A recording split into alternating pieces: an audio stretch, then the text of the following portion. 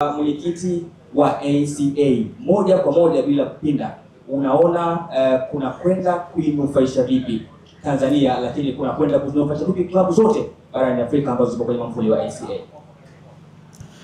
Alhaji Ngoda, nashukuru kwanza kuwa na wewe kwenye session. Nashukuru pia kaka zangu Mzinga pamoja na bana, mimi nimezoea kuita CEO. Hii nafasi ya makamu mwenyekiti bado ngeni. Tutaniwia radhi. Kwa kweli tujivunie kama Watanzania kuwa na taasisi mpya ambayo inaitwa ACA na kuwa na kiongozi anayetokea kwenye taifa letu.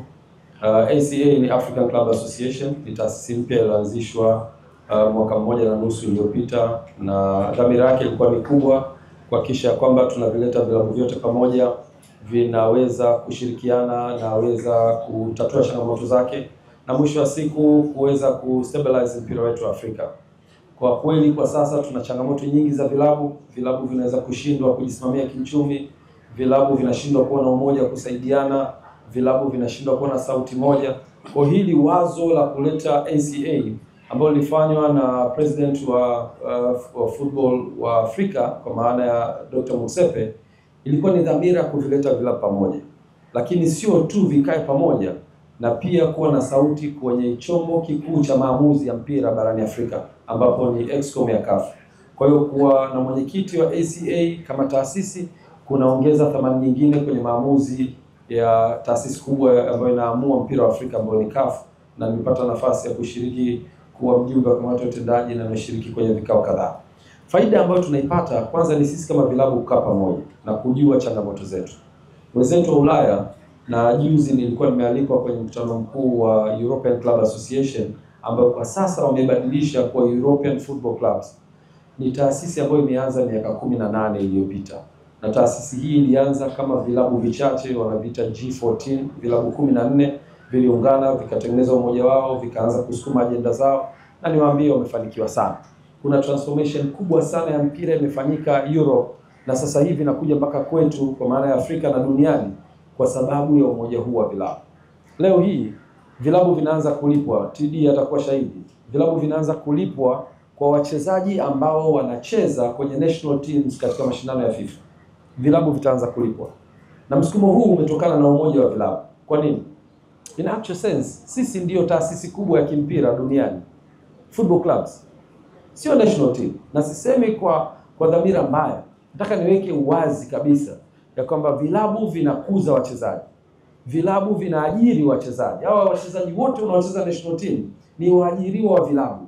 Sisi ndio tunaosimamia well-being yao kwa maana ya fedha zao, maisha yao, performance zao, matibabu yao na kila kitu. Na sisi kama vilabu tukiwa ni stakeholder namba moja, mwajiriwa wetu anapoondoka akaenda kuitumikia timu yake ya taifa, mshahara analipwa na nani? Bado anaendelea kulipwa na club.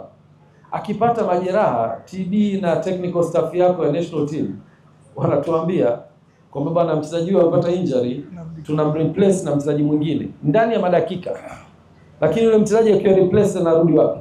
Club. Anarudi kwenye club. Nani anamhudumia akiwa anarudi kwenye club akiwa na injury? Club. Kwa hiyo ukitazama the biggest stakeholder wa mpira anapaswa kuwa club. Na huyu mwajiri wake anapoondoka kwenda kuhudumia taasisi nyingine, yeye kama club anapata kitu gani? Nitakupa mfano mdogo. Ligi yetu mwaka jana, mechi yetu ya mwisho tumecheza tarehe 28 mwezi wa 6. Tarehe 7 mwezi wa 7 national team imeitwa, wamekwenda Zanzibar kufanya mazoezi kwa ajili ya kujiandaa na CHAN. Baada ya kutoka hapo wamekwenda Egypt kufanya pre-season mwezi mzima wa mwezi wa 7. Huyu mwajiri wetu hajakanyaga ofisini. Mwezi wa 8 tarehe 2 mashindano ya CHAN yameanza. Mpaka mwisho wa mwezi wa 8 mwajiri wetu ndani ya miezi miwili hajakanyaga ofisini. Alikuwa anaihudumia national team. Lakini mwajiri wake amenufaika na nini? Hajanufaika na kitu. Transformation ya mpira wa sasa inaitaka hiyo timu ambayo inamlea huyo mchezaji, inayolipa gharama zake, inufaike na hayo mashindano. Hayo mashindano ya CHAN yaliyochezwa obviously yana wadhamini. Kuna mtu mwingine atakuwa anachukua hizo pesa za wadhamini, anazipeleka wapi? So transformation ya hizi ACA, hivi vyama vya vilabu vinaanza kufungua brain mpya ya mpira na kusema hapana, kuna hiki kinatakiwa kiende kwenye direction hii. Mchezaji anapata maumivu au kupata majeraha akiwa anaitumikia timu ya taifa, anarudishwa kwenye club kwa ajili ya kuhudumiwa. What is the insurance? Kwa nini hizo taasisi ambazo zinamtumia yule mchezaji kwenye matumizi ya hayo mashindano zisiweze kubeba hizo gharama za matibabu? Na vipi compensation? Yule mchezaji anapata ACL, amepata majeraha ya goti, atakomfanya akae miezi 6 bila kucheza. Mimi kama club ambaye nimemsajili yule mchezaji kwa matumizi yangu, itakuwaje? Nitawezaje kukava gharama zake? Atatakiwa alipo mishahara, atatakiwa alipo gharama za matibabu. Who's going to cover the cost? So dunia sasa imeanza kuleta fikra tofauti. Na fikra hizi zinapitia kwenye vilabu, vyama vya vilabu. Na vilabu vinaweza kuraise thamani. Leo tunaambiwa mashindano kama ya Club World Cup, FIFA, maanisha FIFA World Cup, wachezaji wataanza kulipwa, na ni kwa sababu ya hizo initiatives. Kwa hivyo niseme ACA itakwenda kufungua milango ya vilabu vya Afrika kwa pamoja, itaweza kufungua na kuleta fikra mpya za vilabu na kuhakikisha vinapata haki yake stahiki. Lakini nitoe habari nzuri, jana tulikuwa na mkutano wa bodi wa ACA na tumeweza kupitisha usajili wa vilabu. Kwa hiyo form ziko tayari kwa vilabu vyote ambavyo viko Tanzania na Afrika kwa ujumla kuanza kuwa wanachama wa ACA. Form ziko tayari.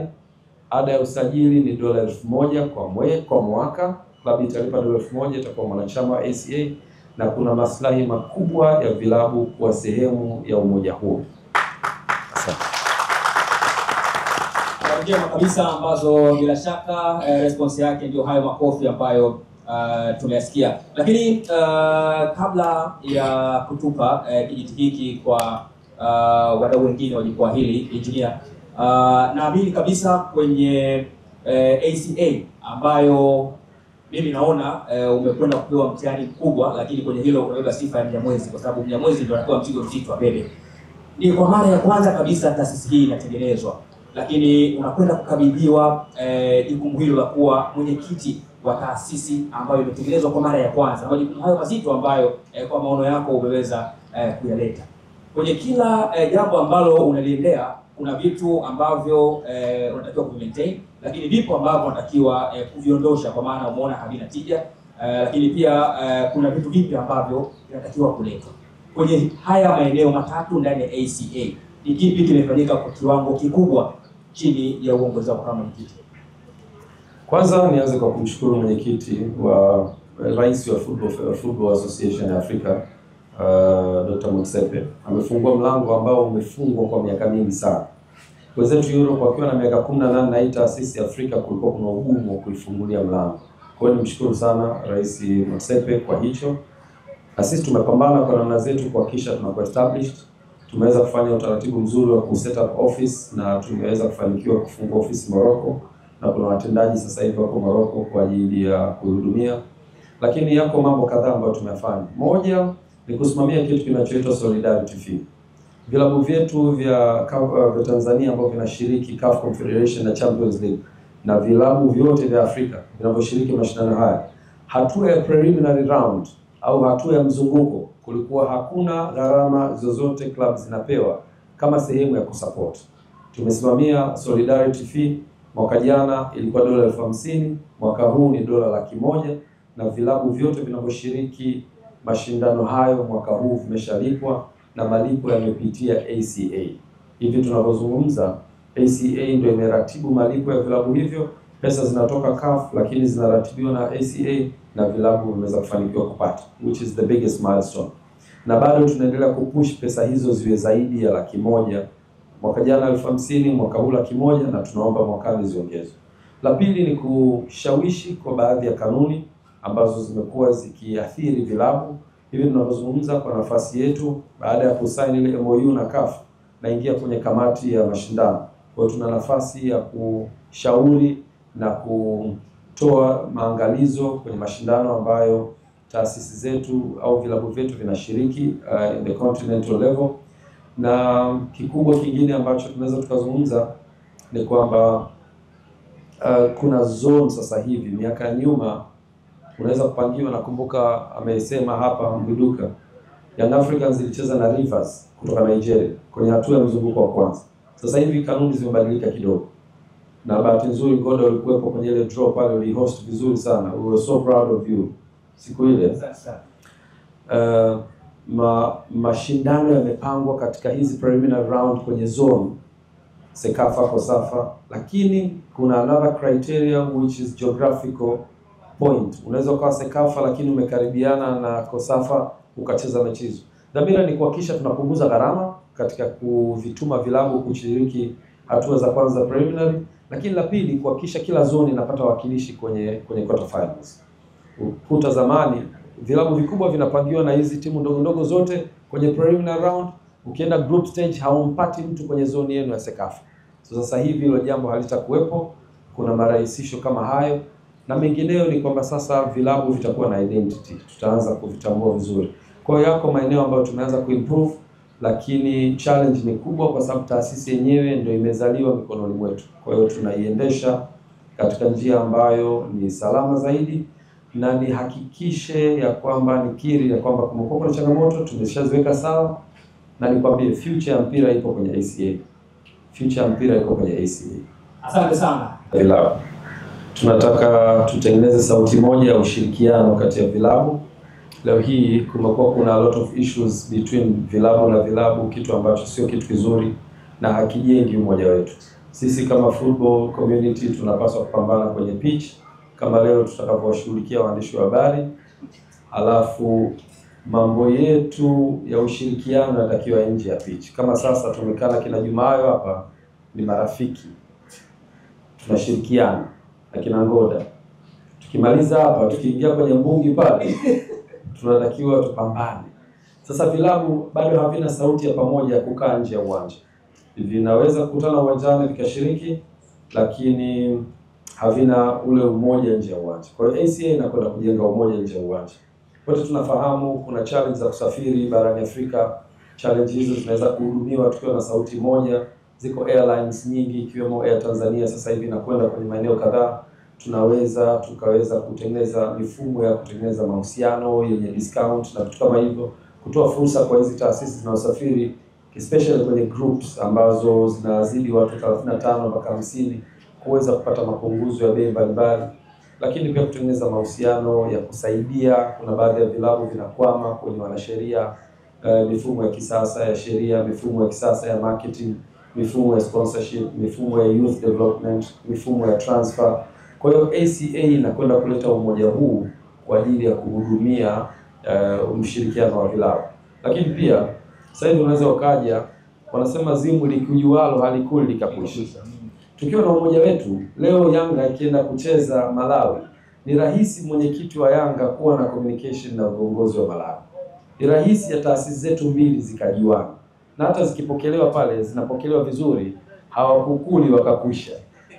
Lakini kama hamjuani, unaweza ukaenda sehemu ukapata mistreatments tofauti, ukashindwa kupokelewa airport, ukashindwa kupata visa kwa wakati, ukashindwa kupata basi nzuri, wakati wanakuchukua na kuzungusha, kumbe itakiwa tu ni sehemu ya jirani. Kwa hiyo hii ACA inakwenda kuvunja hiyo mipaka ambayo haina tija kwenye maendeleo ya football. Tunataka watu washirikiane nje ya uwanja, lakini wakiingia uwanjani waweze kushindana na mshindi atashinda.